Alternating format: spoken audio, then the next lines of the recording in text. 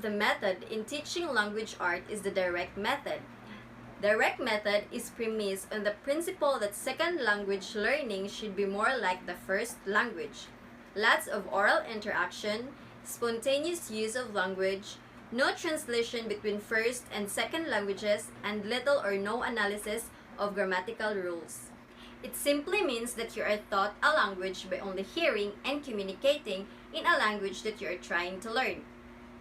This method focuses on language use instead of language structure and grammar rule, with a target words and a target language.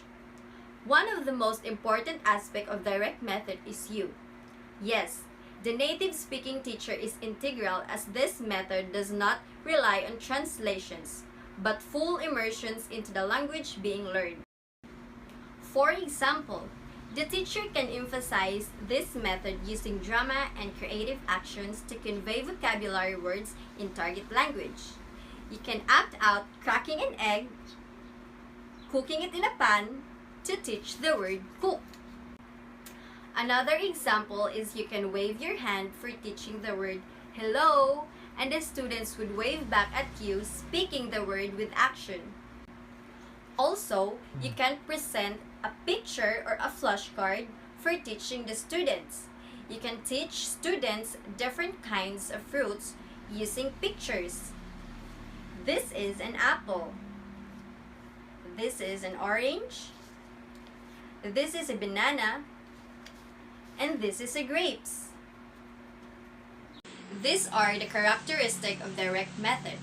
First, classroom instruction was conducted exclusively in the target language. Second, only everyday vocabulary and sentences were taught.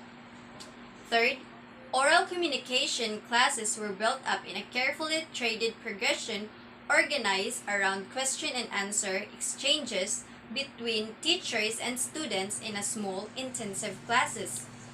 Fourth, grammar was taught inductively. Fifth, teaching points were taught through modeling and practice.